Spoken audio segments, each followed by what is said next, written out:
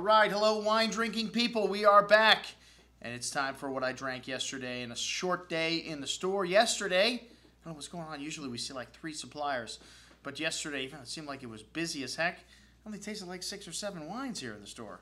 Well, actually, we did have a networking event last night here.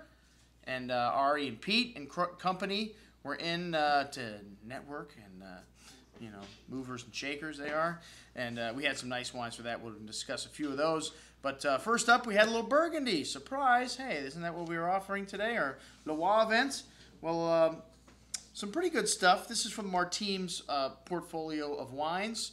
And this is a one of the premier portfolios. Used to have Domaine Loire, and I think they still do, but we get Loire now direct through Stakehold here in this market. But some pretty good stuff. Like I said, one of the better Burgundy portfolios available, which has just come to Florida recently. Dominique Cornin's Macon Chantre, which most people have heard of Macon Blanc Village and some of the other Macons. This is one that's new to me. A hint of green mint to the pineapple, lemon, citrus fruit on the nose. Bright and refreshing mouthfeel. Apple and citrus fruit on the tongue with a nice zesty finish.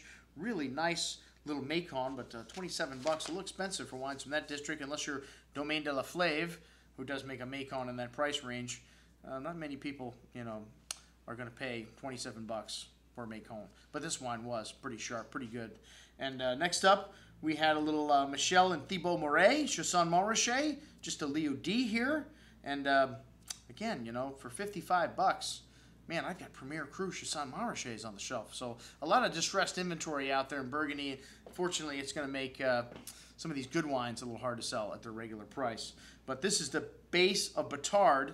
At the base of the Batard Montrachet, you have just Village Chassagne right next door. It's amazing. In Burgundy, you can throw a stone across the street and you have Grand Cru, and on the other side of the street, you've got Village wine. So unfortunately, the people that bought over here are screwed. The ones over there, big bucks. But man, that's thousands of years or hundreds of years ago that they delineated the vineyards of Burgundy. Well, they didn't classify them until the 30s, but it was a long time ago that they knew this side of the street was much better dirt than that side of the street.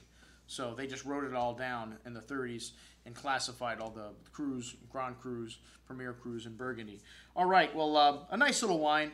Some nice minerality, whetstone and chalk-like minerals, lemon blossom, nuance to the bouquet, tangy citrus fruit on the tongue with a nice spritz. That little spritz at the end of your palate is the minerality as well as the acidity at the end. Short but pleasant finish. Again, very good, but a little expensive for Village Chassagne.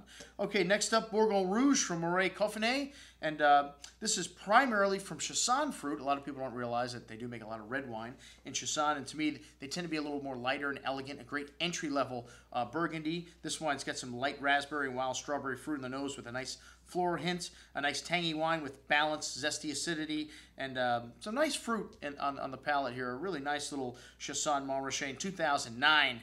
Wow.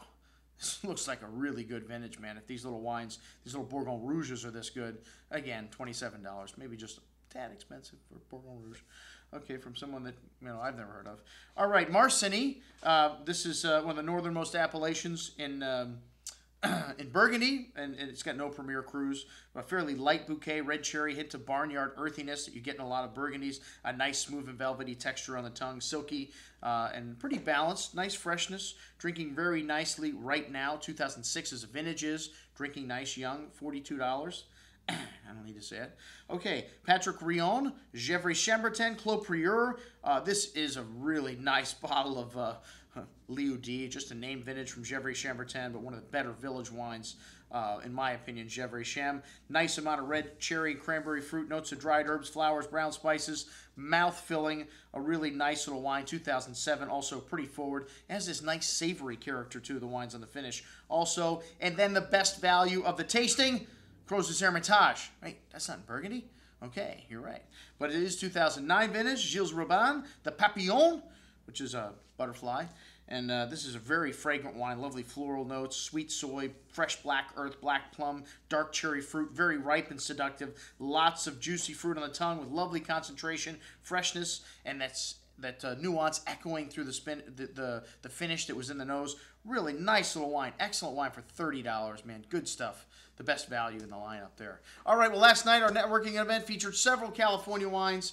but one that won the hearts and the fans of many of the people there was the Vermeil 34 wine. Well, that signifies the year that he won the Super Bowl, or the Super Bowl he won, 34. Dick Vermeil's family has been up in Calistoga for quite some time. This is not just another celebrity wine from someone that's putting their name on it. These people have been farming up there for years. This 2008 vintage Calistoga Napa Valley Red, mostly Cabernet Sauvignon. It's just got this gorgeous forward fruit, this lovely perfume and spice from the oak, and it's drinking beautifully right now at $45 a bottle. A great bottle of Napa Valley Cabernet Sauvignon. All right, well, that's what I had to drink last night, folks. I'm your host, Andrew Lampasone, signing off for the Wine Watch, saying remember, always drink the good stuff first.